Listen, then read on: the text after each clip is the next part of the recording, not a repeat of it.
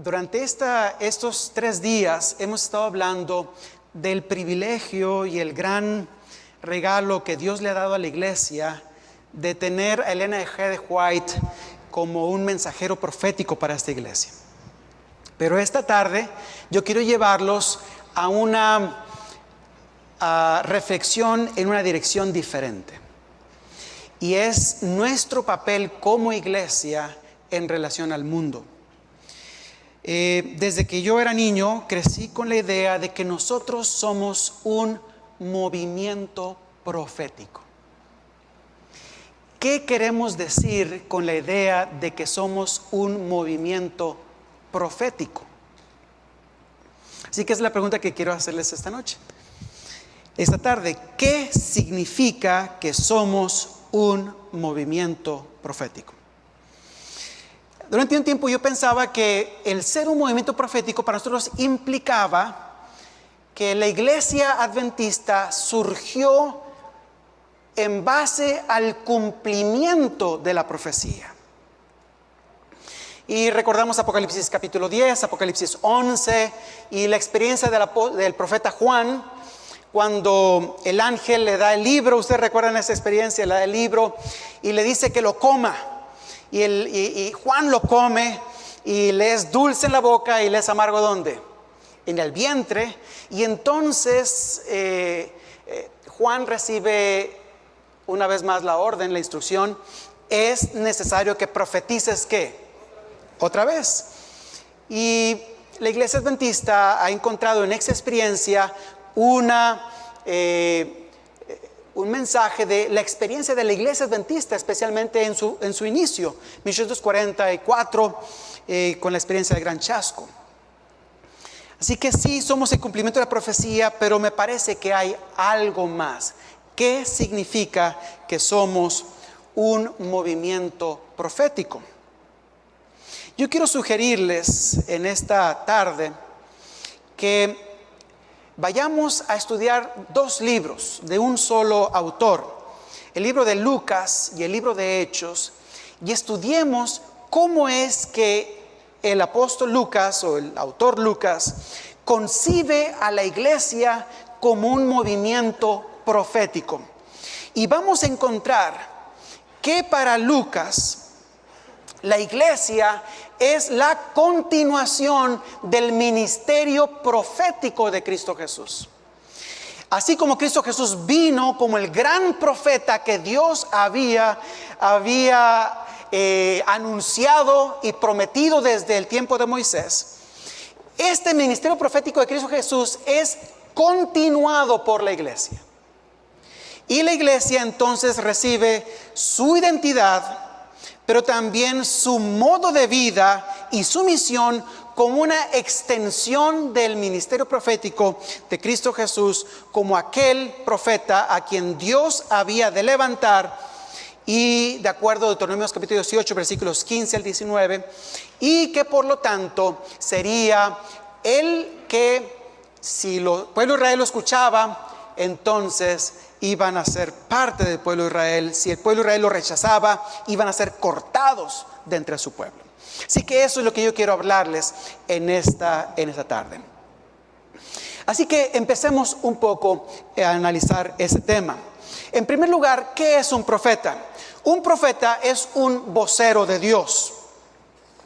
Un profeta no es esencialmente aquella persona que predice el futuro, sino aquella persona que habla por Dios. Es una persona que es el instrumento de Dios para comunicar su voluntad al mundo.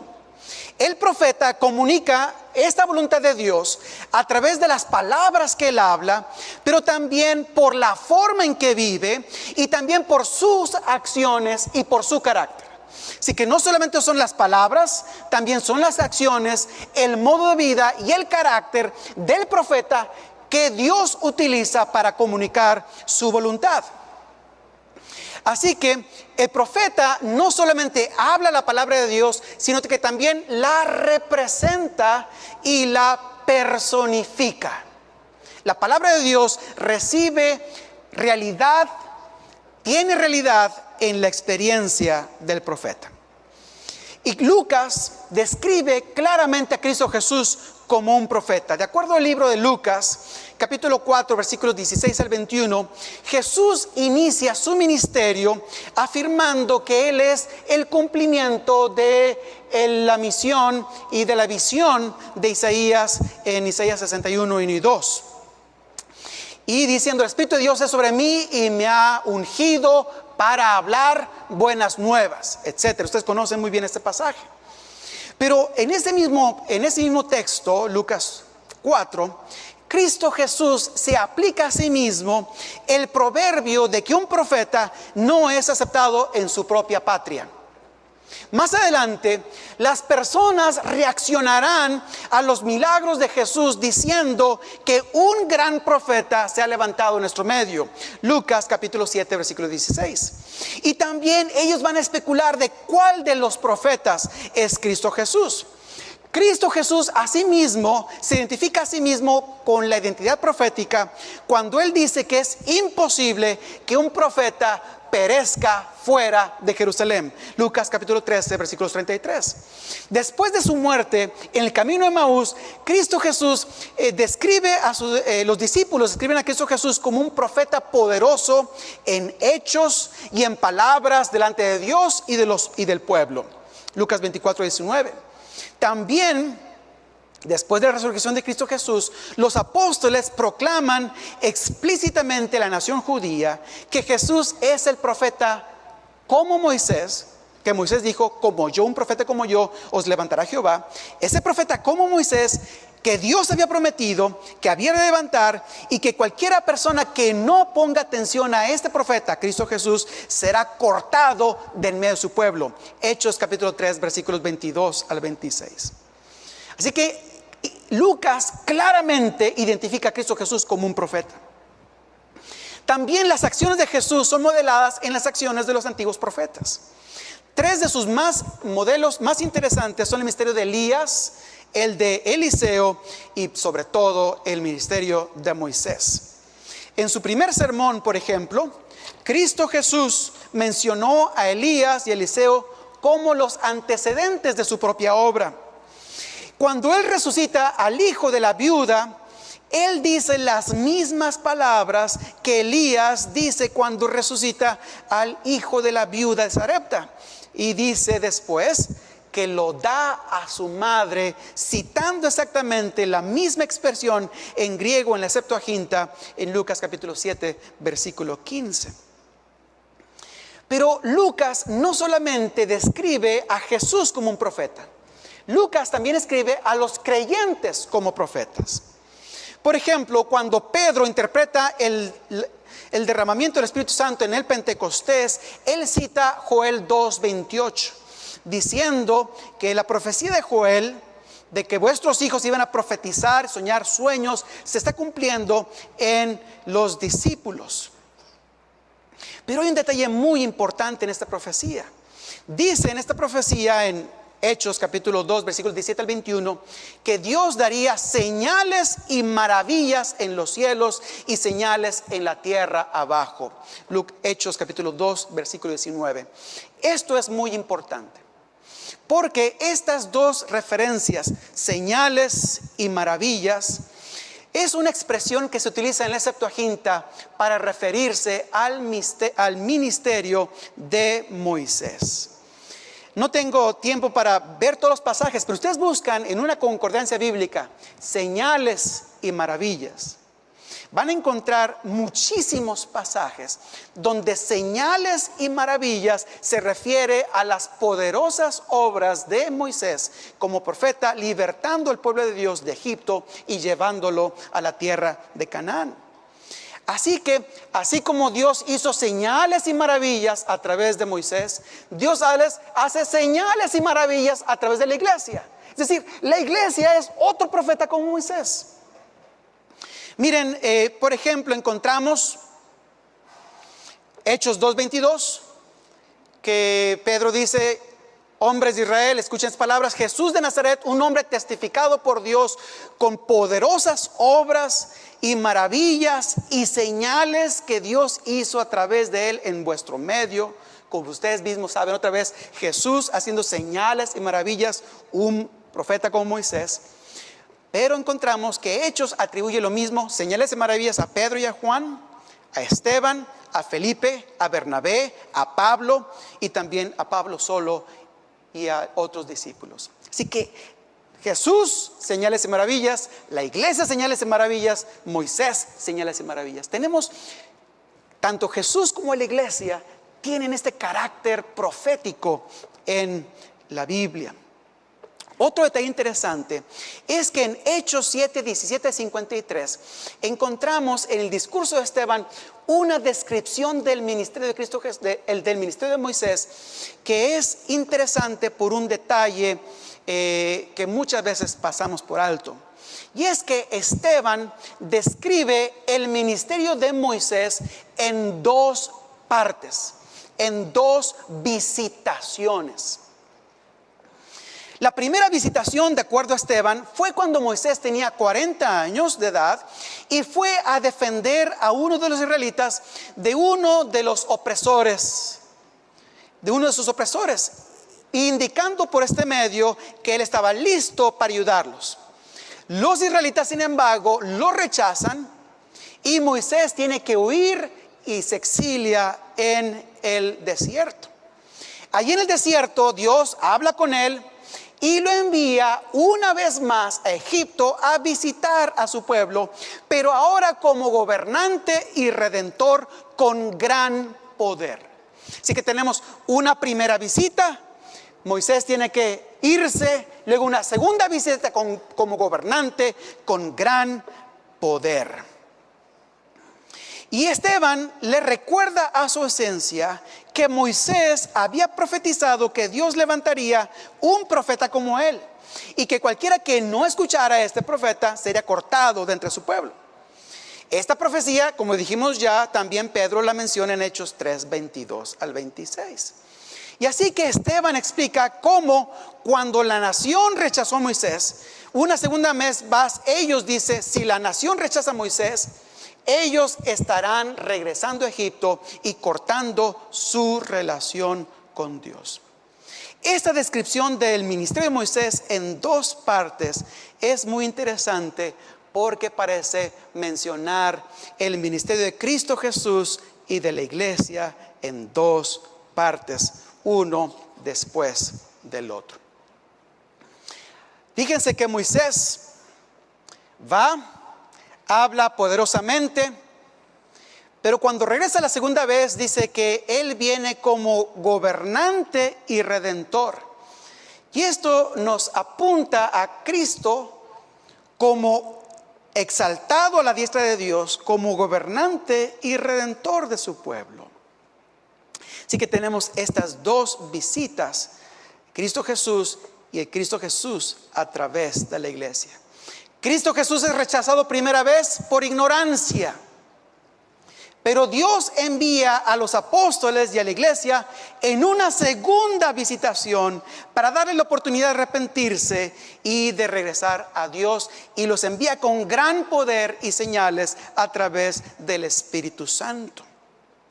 Esto nos ayuda a entender algo que Lucas capítulo 12 versículos 10 al 12 dice. Jesús dijo allí en Lucas 12, 10 al 12, Jesús dijo allí que cualquiera que dijera una palabra contra el Hijo del Hombre le será perdonado, pero aquel que blasfemare contra el Espíritu Santo no le será perdonado. ¿Qué quiere decir esto? Jesús después explica que cuando los discípulos se han llevado a los concilios, ellos no deben de preocuparse qué es lo que deben de contestar, porque el Espíritu Santo hablará a través de ellos. Es decir, si las personas rechazan el ministerio de Cristo, todavía tienen la oportunidad de arrepentirse a través del ministerio de ¿quiénes? De los apóstoles. Pero si rechazan el ministerio de los apóstoles, que es un ministerio con el poder del Espíritu Santo, entonces ya no hay ¿qué? Ya no hay perdón. El pueblo de Israel recibe dos oportunidades: el ministerio de Cristo, después Jesús asciende, el ministerio de la iglesia. Y cuando Israel rechaza el ministerio de la iglesia con el poder del Espíritu Santo, entonces los que no escuchan son cortados ¿de dónde? Del pueblo. Aquí encontramos una continuación. Jesús, el profeta como Moisés, la iglesia, la continuación del ministerio de Cristo Jesús. Así que tenemos esta idea en Lucas. La iglesia tiene una identidad profética. Y su misión es la continuación y la culminación del ministerio de Cristo Jesús con el poder del Espíritu Santo. Ahora, ¿cuáles son las características de un profeta?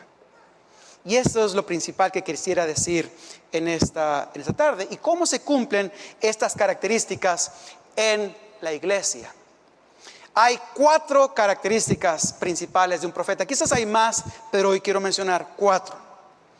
La primera característica, la característica esencial de un profeta, la primera es que el profeta tiene el poder del Espíritu Santo. Esta era una característica de Moisés, el más grande profeta del Antiguo Testamento. Ustedes recuerdan que Dios le pide a Moisés ayudantes y Dios le dice: voy a poner de tu espíritu en 70 ancianos. Y cuando estos 70 ancianos reciben el Espíritu de Dios, ellos profetizan. La Escritura también consistentemente dice que los profetas reciben el Espíritu de Dios. Balaam recibe el Espíritu de Dios y habla lo que no quería hablar, pero tenía que hablarlo porque estaba bajo el control del Espíritu. Saúl recibe el Espíritu de Dios. El grupo de profetas sobre quien Samuel preside reciben el Espíritu de Dios. Eliseo, Elías y todos los demás profetas reciben el Espíritu de Dios. El más impresionante de todos ellos es Ezequiel, que el Espíritu de Dios lo toma y lo lleva de aquí para allá. Llenen el Espíritu de Dios. Ahora, esto es importante porque una de las promesas características en el Antiguo Testamento para la restauración del pueblo de Dios del Antiguo Testamento es que Dios iba a derramar su Espíritu sobre la iglesia. Por ejemplo, esta promesa especialmente clara en Ezequiel 36, 26, 27, donde dice que Dios va a derramar su Espíritu sobre los corazones, ¿verdad? Va a derramar su Espíritu. Y en Ezequiel 37 encontramos la imagen del pueblo de Israel en el cautiverio como si fuera un campo de huesos secos. Y ese campo de huesos secos parece que es imposible que pueda volver a tener vida. Y entonces Dios le pregunta a Ezequiel: ¿pueden volver a vivir estos huesos secos? Y él le dice: Señor, yo no sé, tú lo sabes. Le dijo: bueno, profetiza sobre ellos. Y entonces viene como el Espíritu de Dios desciende sobre este campo de huesos secos y empiezan a tener vida.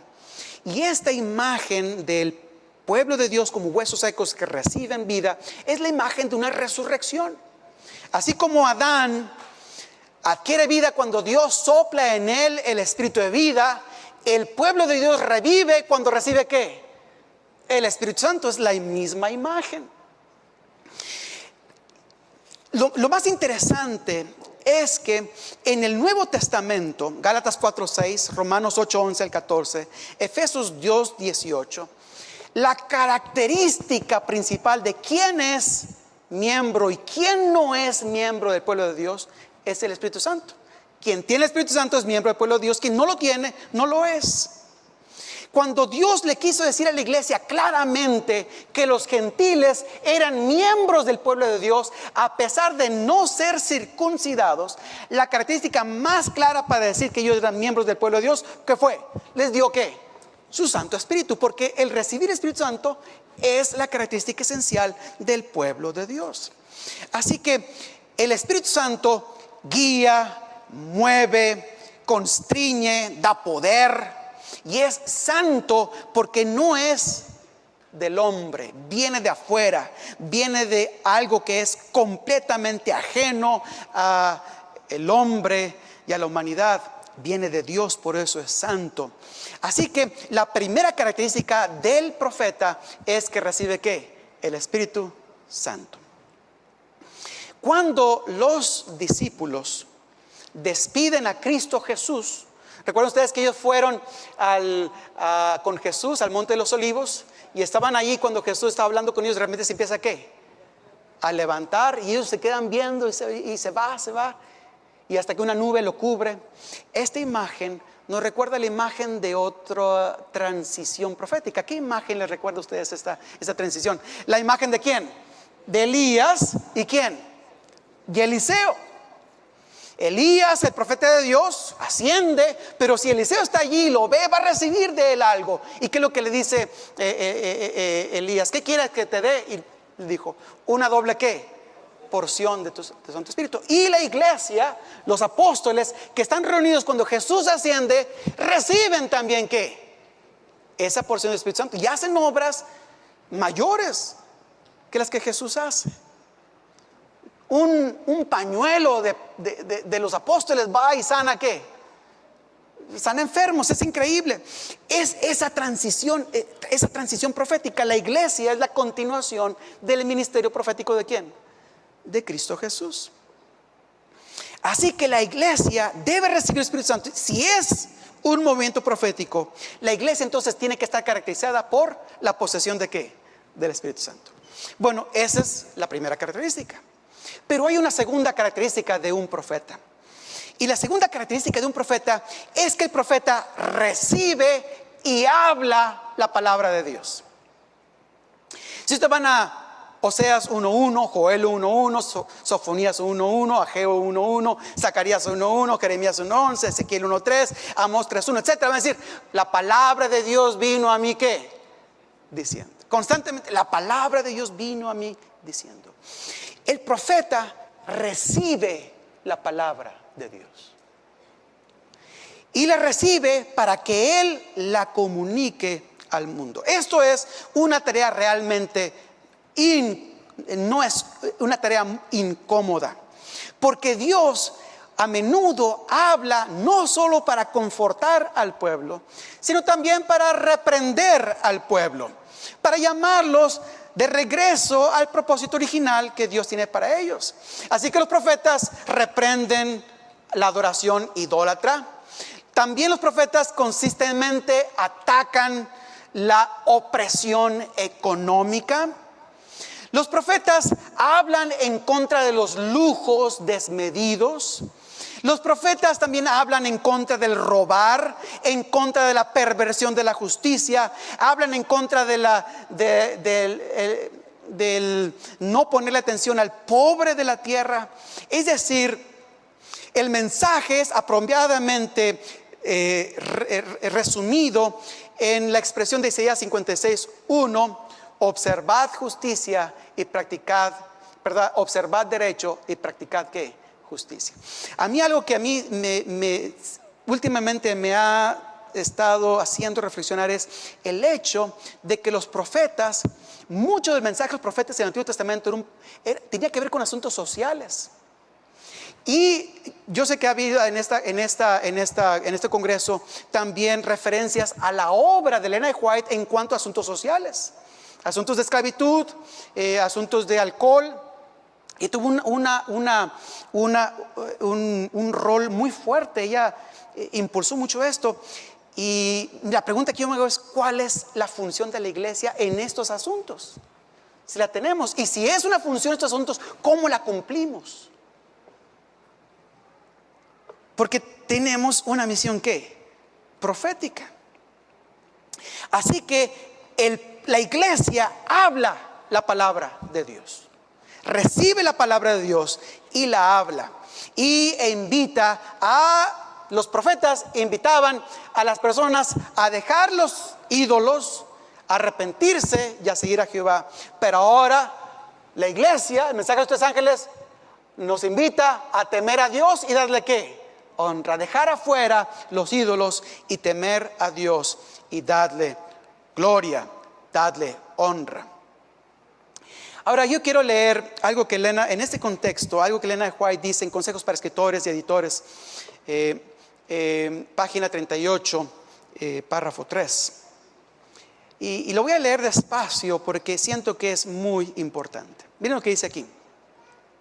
Cuando el pueblo de Dios está creciendo en gracia, ellos estarán constantemente obteniendo un entendimiento más claro de su palabra.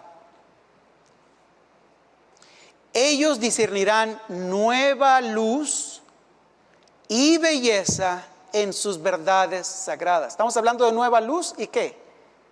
Y belleza. Esta ha sido verdad en la historia de la iglesia en todas las edades, y así continuará hasta el fin. Pero conforme la verdadera vida espiritual declina, ha sido siempre la tendencia de cesar de avanzar en el conocimiento de la verdad. Los hombres descansan satisfechos con la luz que ya han recibido de la palabra de Dios y desaniman cualquier investigación mayor de las Escrituras. Se convierten en conservadores y buscan evitar toda discusión. Interesante. La iglesia recibe la palabra de Dios, pero recibir la palabra de Dios implica crecer constantemente en un conocimiento mayor, más profundo, más claro de las verdades de Dios. Nuevas verdades. Ahora, estas nuevas verdades no significa el abandono de las verdades pasadas. La verdad es verdad y continuará siempre así. Pero nuevas verdades significa una nueva profundidad en el conocimiento de la verdad, una nueva comprensión, una nueva luz de lo que ya conocemos. Pero existe el otro peligro: convertirnos en conservadores. Siempre he pensado que conservadores no es algo tan malo, pero aquí es algo malo. Convertirnos en conservadores y evitar toda ¿qué? Discusión. No hay discusión porque no queremos buscar nada nuevo. No hay más discusión. Lo que sabemos, sabemos, y no hay mayor investigación de las Escrituras. Y luego dice en la siguiente página, consejos para escritores y editores, página 39, ahora párrafo 1, dice: el hecho de que no haya controversia o agitación dentro del pueblo de Dios no debe ser considerado como una evidencia concluyente de que se están aferrando a la doctrina sana. El hecho de que no hay discusión no significa que estamos aferrándonos a la doctrina ¿qué? Sana. Luego sigue diciendo: hay razón para temer que ellos no están claramente discriminando entre la verdad y el ¿qué? Y el error. Cuando no hay nuevas preguntas que inicien una nueva investigación de las Escrituras, cuando no hay diferencias de opiniones que se levanten, que llevarán a los hombres a investigar la palabra por sí mismos, ellos, para estar seguros de que tienen la verdad, habrá muchos, como existen ahora y como existían en tiempos antiguos, que se aferrarán a la tradición y adorarán lo que no saben. Es decir, recibir la palabra de Dios no es aferrarnos a una tradición. Nosotros no tenemos credos. Nosotros no recibimos una tradición a la que nos aferramos. Recibimos la palabra de Dios. Y la palabra de Dios la tenemos que ¿qué? Leer y profundizar y aprender. Y el hecho de que haya habido discusiones recientemente en la iglesia por el asunto de la ordenación de la mujer, por ejemplo, no es problema siempre y cuando nos lleve a ¿qué? A leer otra vez ¿qué? La palabra de Dios. Eso está bien, siempre y cuando vayamos de regreso ¿a dónde? A la palabra de Dios. El hecho de que hay discusión no es un problema, a menos que nos quite los ojos de la Biblia y nos ponga los ojos en los demás y empezar a ver a los demás. Es la palabra de Dios. El profeta recibe la palabra de Dios, la come, es parte de él, pero no recibe una tradición, recibe la Biblia, y la Biblia es viviente. La Biblia es viviente. Otra característica del profeta es que el profeta personifica la palabra de Dios. Es decir, los profetas no solamente hablaban la palabra, sino también la personificaban en sus acciones. Moisés escribió los 10 mandamientos en 2 tablas de piedra, pero rompió las tablas de piedra cuando Israel rompió el pacto. Samuel rompió el manto de Saúl para declarar que Dios había quitado el reino de él. Ahija rompió su propio manto en 12 piezas y le dio a Jeroboam una cantidad para decirle que Dios había roto el reino de Israel y le había dado 10 tribus a él.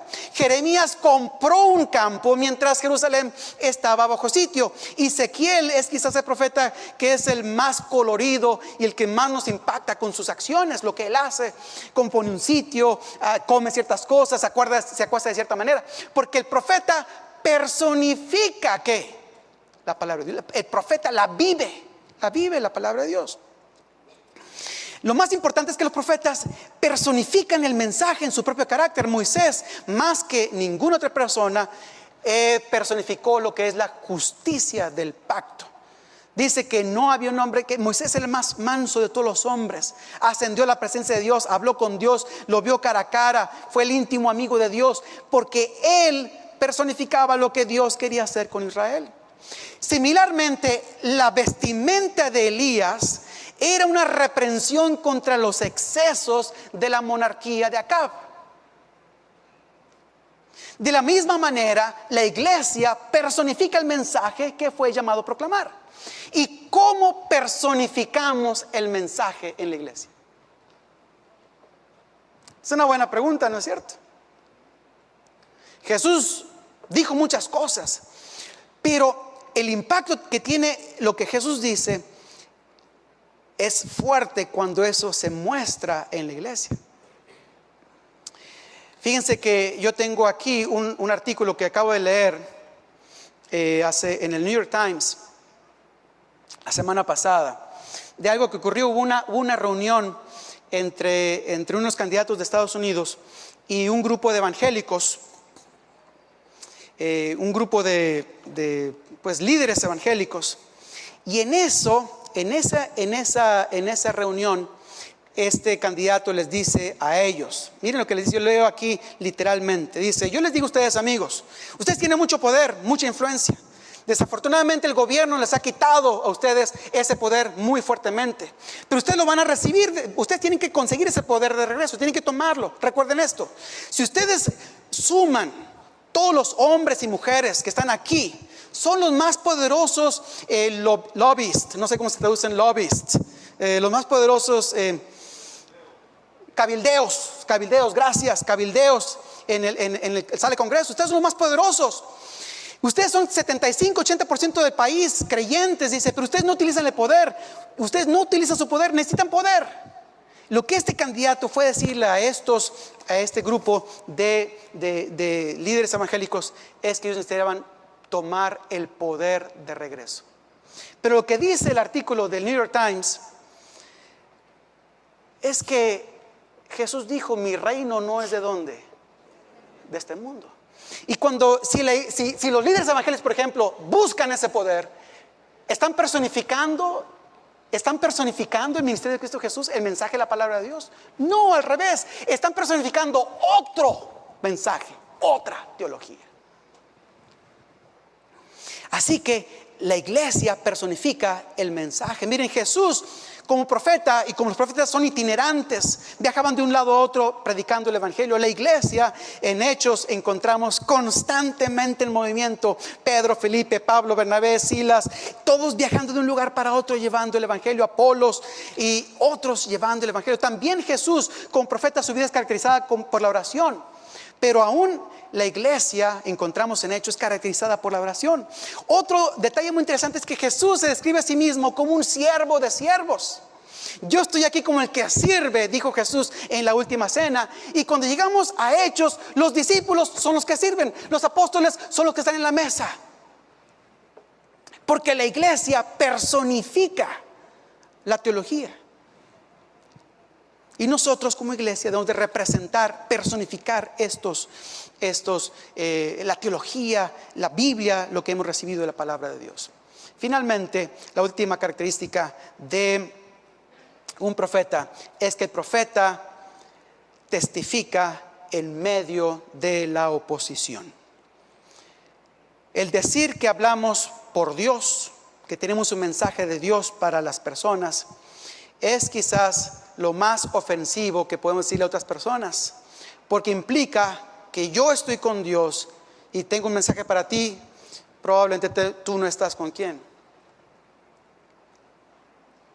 Es ofensivo para algunos. Y esto crea en algunas personas fricciones y crea, por supuesto, el deseo de acallar la voz del profeta. Es en este contexto que encontramos constantemente en Lucas las declaraciones acerca de la necesidad de que Jesús sufra. Es necesario, Jesús dice, que vaya y que el Hijo del Hombre sea entregado y sufra. Constantemente encontramos esa palabra, es necesario que el Hijo del Hombre padezca muchas cosas y sea rechazado, pero al tercer día resucitará. Lucas 13, 32 al 34, Jesús dice que es imposible que un profeta muera fuera de Jerusalén. Después de Jerusalén, Jerusalén, que mata a los profetas y a aquellos que te enviaron. Esta es también la realidad de la iglesia. Esteban testifica en medio de la oposición. Esto es demostrado también por Pablo, también por Pedro y por los demás apóstoles, que al hablar la palabra de Dios encuentran ¿qué? Oposición. Fíjense que en ese sentido encontramos algo muy interesante. Cuando Esteban habla el mensaje de Dios y es rechazado, recibe oposición, confiesa a Jesús delante de los hombres, dice que los cielos se abren y ve a quién, a Jesús parado ¿a dónde? A la diestra. ¿Y qué nos recordamos? Cuando Jesús dijo, el que me confesara delante de quiénes, los hombres, yo lo confesaré delante de quién, de mi Padre. Lo que encontramos ahí. Y Jesús sigue el ejemplo, Esteban sigue el ejemplo de Jesús, porque perdona a quiénes, perdona a sus perseguidores. Esta es una de las características de los profetas y de la iglesia. En Hechos, por ejemplo, Hechos 14, 22 dice que Pablo y Bernabé le dijeron a los hermanos en Listra, es necesario que pasemos por muchas tribulaciones para entrar en el reino de los cielos. El conflicto continúa en Filipo, en Tesalónica, en Berea, en Corinto, en Éfeso. Y también encontramos que se encuentra con los ancianos en Éfeso, que había servido al Señor con toda humildad y con lágrimas y tribulaciones. Constantemente dice, por causa de los enemigos de la palabra de Dios. Él no está exagerando. El profeta habla en medio de oposición. El tiempo se ha acabado. Yo quisiera hacerles una pregunta para terminar en esta hora. Nosotros decimos que esta iglesia es un movimiento ¿qué? Profético. La pregunta que yo quisiera hacerles a ustedes es, ¿hasta qué punto tenemos nosotros la característica de un movimiento profético? ¿Y así, cuáles son las 4 características? Número 1, ¿ustedes recuerdan? ¿El poder de quién? Espíritu Santo. Número 2, ¿cuál es la segunda característica? Recibe y habla la palabra de quién? De Dios. Número 3, personifica, la vive la palabra de Dios, la personifica. Y número 4, habla en medio de qué? De la oposición. Que el Señor les bendiga.